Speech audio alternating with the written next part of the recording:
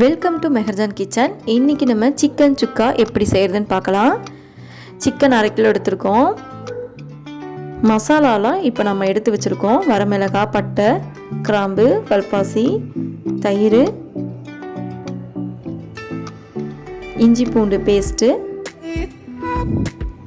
தக்காளி, வெங்காயம், தேவையான அளவு உப்பு.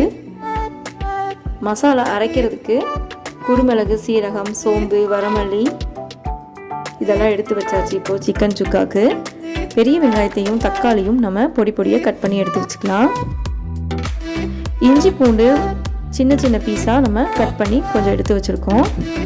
இப்போ ஒரு பவுலில் தயிர் ஆட் பண்ணிக்கலாம். தயிர் கூட பூண்டு 1/4 டீஸ்பூன், இஞ்சி 1/4 டீஸ்பூன், தேவையான அளவு உப்பு. வாஷ் பண்ணி வச்சுருக்க சிக்கனையும் இப்போ அதில் நம்ம ஆட் பண்ணிக்கலாம்.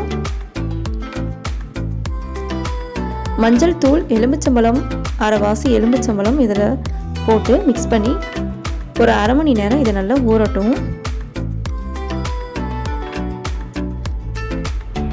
சிக்கன் ஊறிட்டு இருக்கும்போது நம்ம இப்போ மசாலாவை எடுத்து அரைச்சிடலாம். இப்போ ஒரு பேன் நல்லா ஹீட் ஆயிடுச்சு. இதில் 1 டேபிள் ஸ்பூன் சோம்பு, சீரகம், வரமல்லி, வரமிளகாய், குருமிளகு,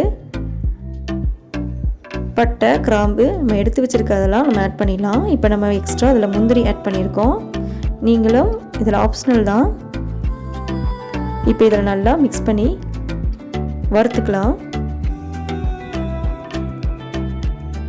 வறுத்து அரைக்கும் போது நல்லா ஸ்மெல்லாக சூப்பராக இருக்கும். சிக்கன் சுக்காக்கு நீங்கள் இந்த மாதிரி ட்ரை பண்ணி பாருங்கள். இப்போ இது மிக்ஸி ஜாரில் நம்ம அரைச்சிக்கலாம். இதை அரைச்சவனே இதுலேயே நான் தக்காளி அரைச்சி எடுத்து வச்சுக்கிறேன். இப்போ ஒரு பாத்திரத்தில் நெய் 2 டேபிள் ஸ்பூன் ஆட் பண்ணிக்கோங்க. நெய் நல்லா ஹீட் ஆனதுக்கப்புறம் கட் பண்ணி வச்சுருக்க பெரிய வெங்காயத்தையும் இதில் நம்ம இப்போ ஆட் பண்ணிக்கலாம். வெங்காயம் நல்லா ஃப்ரை ஆகிற அளவுக்கு வதக்கிக்கலாம். குட்டியாக கட் பண்ணி வச்சுருக்க இஞ்சி பூண்டையும் இப்போ நம்ம ஆட் பண்ணிக்கலாம்.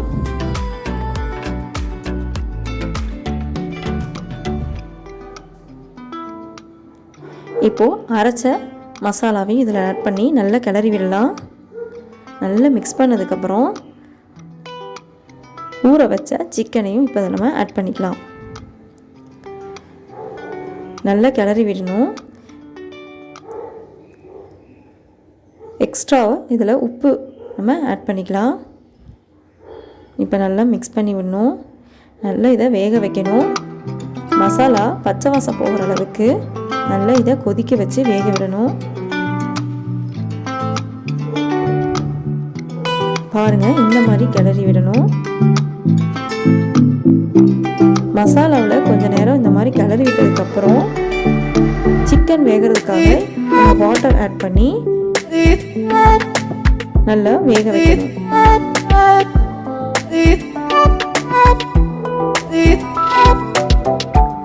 ஈஸியாக சிம்பிளாக சிக்கன் சுக்காவை நம்ம செஞ்சிடலாம். பாருங்கள், இந்த மாதிரி நம்ம கிளறி விடணும்.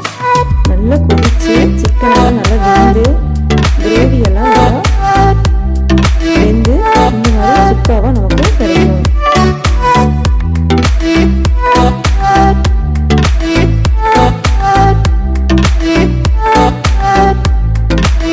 சிக்கன் சுக்கா நமக்கு ரெடி ஆயிடுச்சு.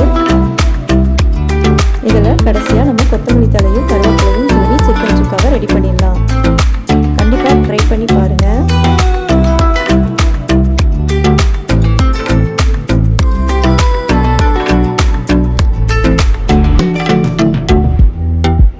சாப்பாடு, சப்பாத்தி எல்லாத்துக்குமே இது நல்லாயிருக்கும். சிக்கன் சுக்கா ரெடி.